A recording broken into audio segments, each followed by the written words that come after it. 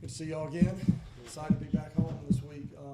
But obviously excited during this last weekend, but good to be back home. But we'll open up for any questions. You know, you just mentioned the red zone success, 3 for 3 in the red zone.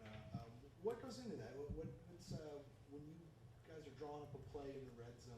What exactly are you looking for? Why are you having success? Yeah, that's just a big emphasis for us. Going into the off season, you have little columns of things that you need to improve upon. Last year that was something that we were successful at, and we wanted to continue to grow on. That was red zone touchdowns. Every time we get down there, that we're looking to score. If we come away with a field goal, that's a loss for us. We have a set goal of about 70%. In terms of touchdown rate, not scoring, but touchdown rate when we get down there. And, a lot of game planning and a lot of times, spent in the rooms trying to figure out what we do well and how we can maximize that. Because obviously when you get down there, space is not your friend. Defenses are a lot tighter. You're going to have to make, one-on-one runs, one-on-one catches, and you got to win one-on-one battles up front, and that's really what it comes down to down there. Is you're going to have loaded boxes, and you're going to get one-on-ones on the perimeter, and so we're just looking for schemes and things that match our personnel well, and how we can take advantage of that. And I thought we did a good job. I think that was the biggest difference in the game from Saturday was capitalizing on the turnovers that our defense gave us, us protecting the football, no turnovers, and then the red zone touchdowns. Obviously, coming away, 3 for 3 with 3 touchdowns, that's the determining factor in the game. Something Coach Spav said was he felt like the offense was still a little too inconsistent at times against FIU. Why do you feel like that is, and how do you feel like you can improve on it moving forward? Yeah, no, we definitely we got a ways to go in terms of what we want, what our identity needs to be and what we want to be as an offense. I think Coach said it. Consistency is key. And that goes, there's a lot of things that go with that. That's aiming points on blocks, that's, depths of routes, that's, running backs at the right angle. There's a lot of things that go into that. And with football, and you've heard this before, it's the ultimate team sport. You can have 10 guys do the right thing and one person not, and it can completely wreck a play.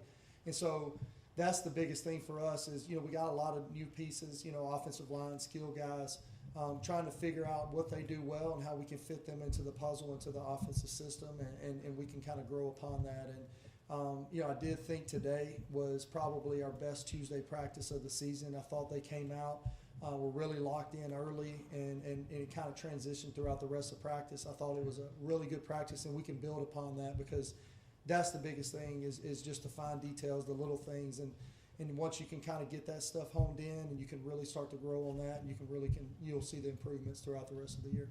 You feel like it was the best practice because you're coming off of that kind of a win? I mean, I think that obviously helps. That plane ride home, that locker room. I mean, we talked about it. Coach Spav talked to the team about it before the game. There's no better feeling in the world when you walk in that locker room and get to sing the fight song, and you get that 3-hour plane ride, and everybody's in a great mood because you put all this time into it, and you get to see that the results and from that. And but no, I think it definitely helps coming off of a win and a tough earned win, going to overtime, and that's a really good team. I mean, they were very talented, a lot of good football players. I mean, you walked on the field, they looked the part. They were probably a little bit even better. I knew they looked good. I didn't know they would look quite that good walking out there. So I'm very proud of our kids. They came out first drive of the game, marched right down, and then they did their job and kind of held us there for a while. And the kids just continued to stay the course. And I know Coach talked on it. Football can be hard sometimes. Everybody wants to be rainbow and sunshines, and it's not that. There's adversity that's going to hit you in the face, and how you're going to respond to it tells you a lot about your team. And this team right now, I mean, good gracious, man, the sideline is as good as I've ever been around. Kids just encouraging. You got, and I don't know if Coach talked about it or not, but you got defensive guys in the offensive huddle, offensive guys in the defensive huddle, and we're in this thing together, and you really can truly, it's real. And that's a testament to Coach Spav and the culture that he's built here. And I mean, heck, that's why I wanted to come here and be part of that. And you're seeing that kind of starting to take place. How big can a close win on the road, where you overcome some adversity in the fourth quarter, win in overtime? I know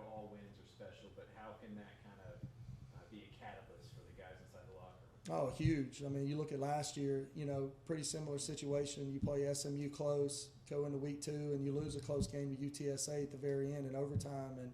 And this year, play Baylor close, go on the road week 2, play a close game and come out on top.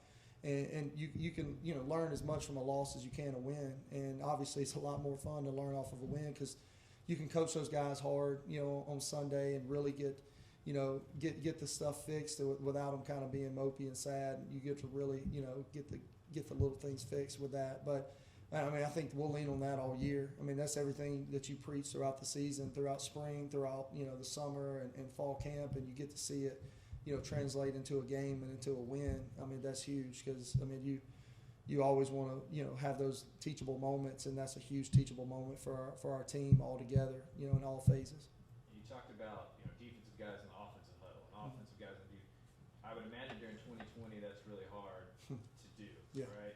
Just how much has this year kind of improved the camaraderie between everybody on this team? Yeah, I mean, you just said, I mean, last year some of these guys didn't know on each side of the ball. I mean, we got, was it 3 or 4 days of spring ball in, and then they left and they didn't come back until the summer, and then you add some new pieces to the puzzle, and I mean, they just didn't get a chance to get around each other, know each other, and it's hard. I mean, it is when you're trying to build a team, and now, you still got some of those things that are in effect, but, you're getting to build a team. You get to do the things that you're used to in terms of just the one-on-one times you get to spend with them, as well as, you're not doing as many Zoom meetings, which is great. You're getting to do the culture talks that are huge because those are the foundations that you're going to lean on, and you get to just do fun things together, get to know each other on a personal side. And then in the locker room, the way it's set, they're not just grouped with D-line and D-line. I mean, you got receivers with kickers and kickers with D-linemen and punters with quarterback. I mean, all the way across the board, and you get to know your teammates a little bit.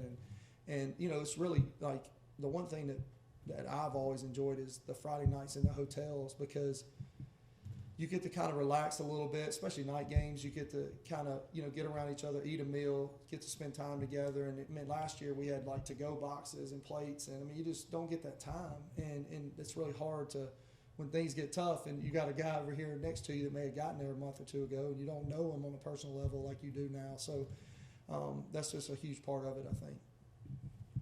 We heard about the offensive line adjustments. That was kind of an issue last game.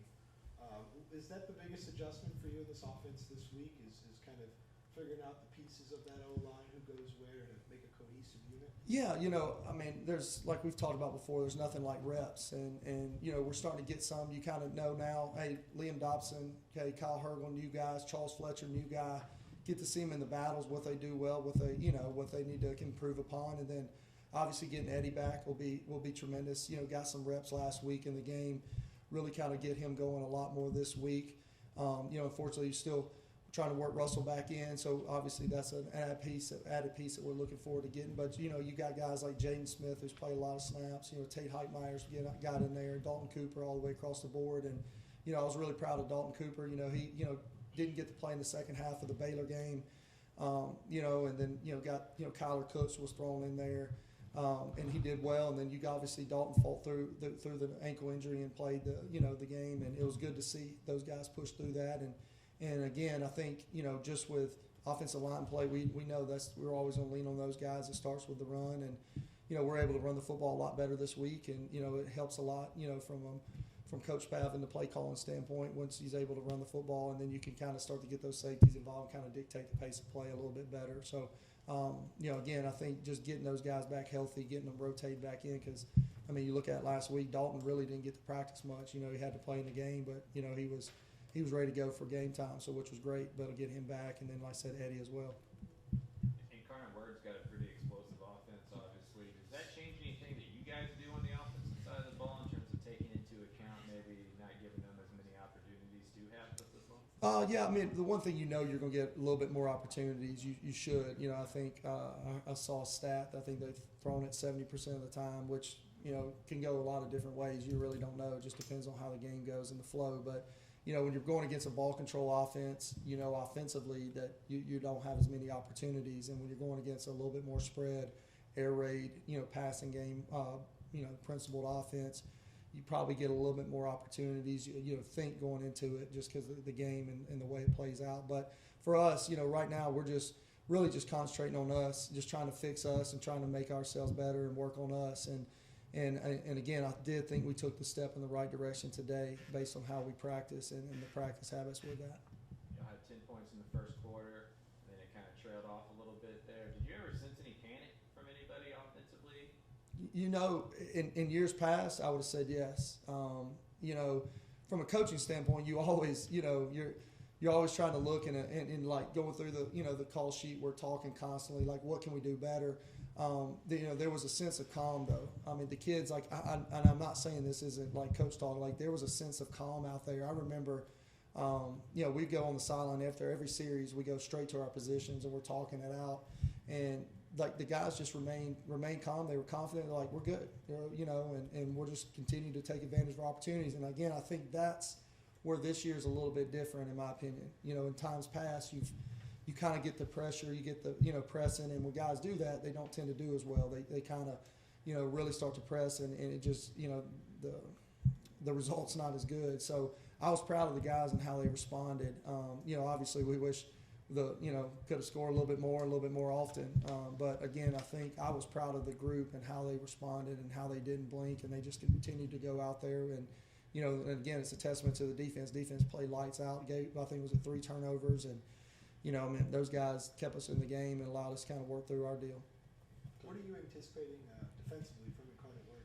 Yeah, you know, I think, you know, they were able to play in the spring, you know, so we're able to get a little bit of film off of that, and then you get 2 games this year, so which is always great. You know, early in the season, you go Baylor, and a lot of people, like what we talked about before, have all seasons, and so you really don't have any idea. You think you do in week 1, then week 2, you get 1 game, and sometimes teams, depending on who they play week 1, don't tip their hat. You know, they play pretty base and pretty simple, and then they'll always come out and they're doing something you don't really expect them to do, which obviously always happens. And then week 3, you really start to kind of find the identity of who that team is. And, you know, for them, I think, you know, you're always defensively going to, you know, take on the identity of the team you play against every single day in practice, because, you know, they're going to play against an air raid offense, so they're going to, you know, do some things to stop the pass, and you know, that's always going to be part of it. But, you know, structurally, I think it'll be similar to some of the things that we've seen, not only from teams we play, but our defense as well. And, you know, I think they're going to be multiple from a 3 to 4 down front. We're prepared to go against both. And, you know, from a coverage standpoint, we're kind of basing it off everything we've seen. But, you know, again, I think we'll have our general plan going into the first series, and they'll come out and kind of give us an idea and indication, and we'll continue to talk throughout the series, and we'll make our adjustments from there. What are you wanting to get out of this game for your offense? Just consistency, and I know I keep saying that, but it's the truth. Like, you know, when we call a play, you know, this is set block, a set depth, a set run, a set aiming point, just a consistency. And you know, just when the one kid does something, he goes out and runs one play and then does it a little bit different the next time, that's not what we're looking for. So I think just consistency, take care of the football. You know, I would love, personally, just some explosive plays. You'll always like that. Just makes it a little bit easier on life, but, you know, that doesn't always happen either. So, but I think the consistency part is the key. Just if we can go out and play consistent football, take care of it. And, you know, again, when we get down the red zone, let's score touchdowns like we talked about. And then 3rd downs, you know, we got to stay out of 3rd and longs, you know, which tells you your 1st and 2nd downs are very crucial. You got to be base down, got to be sound, because right now we're behind the chains too much and playing too many 3rd and longs, and that's hard. It's hard to convert and stay on the field when you do that.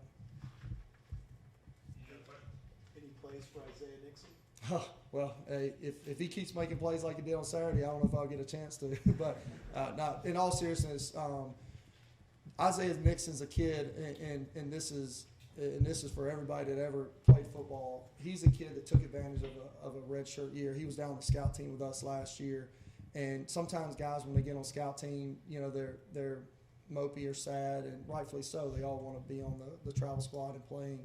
Isaiah was a kid that got better every single day. He brought it every single day. And you know, we always talk about scout team players of the week and all that stuff. Isaiah could have won it every single week last year. And, you know, he's a kid that he's always smiling. He always is locked in, has a smile on his face, does a great job for Coach Witt on special teams. And for us offensively, I knew he was playing Mike linebacker last year. We all knew he was a running back because he would joke around with us after practice about, running back stuff. And then, when he made the move to outside linebacker and we saw him come off the edge a couple of times early in fall camp, we were like, okay, this kid's got a chance. We saw what we kind of saw on scout team a little bit because he gave us fits last year. But I truly think that kid's got a very bright future ahead of him. And it's a testament to his work ethic last year, and he didn't just take a year off. He took advantage of his opportunities on scout team.